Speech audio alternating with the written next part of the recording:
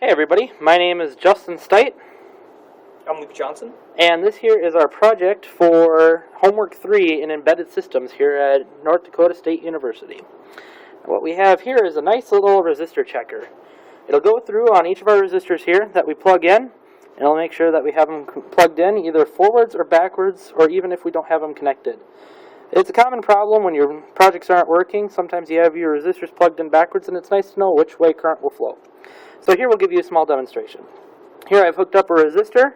I'm just going to press our check button, and look at that, I have it plugged in correctly. Now the thing with resistors is you never know which way to plug them in.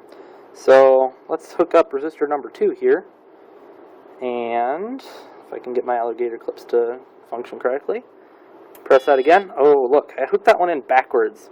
So what I'm going to do here is I'm just going to unplug our resistor and swap the leads, essentially turning our resistor around, and check it again. And of course it's good now because we knew the other way around it was backwards. So now we know which way current flows, and we're just going to set this aside with our other resistor facing in the same direction so that we know how to use it for later. The other thing it'll also check is if we don't have a resistor in between, it'll just let us know, hey look, you're disconnected. Now, all fun aside, I have a little bit of a confession to make. For all you non-enthusiasts out there on electrical engineering, resistors will let current flow either way. No matter how we hook that up, there is current going through that resistor. There is no backwards, there's no forwards, unfortunately. That does not cause problems in our projects. What's actually going on here is we're using a PIC processor, and that is producing a random number, either a 0 or a 1, every time I press this button. Now, what it'll do is it'll first check to see if we have that resistor connected.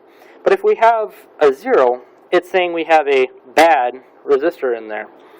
And so what it does is it uses that information and a timer 2 interrupt, and it will produce a low frequency, that C that you heard on our speaker.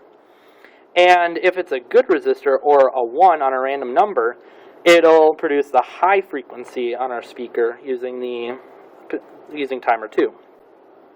The other things it does, it will output to our LCD whether it's good, bad, or disconnect, and it'll also use an LED to use it as an indicator as well.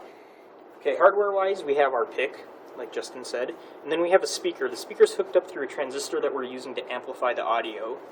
Next we have an RGB LED, and that's hooked up to port B.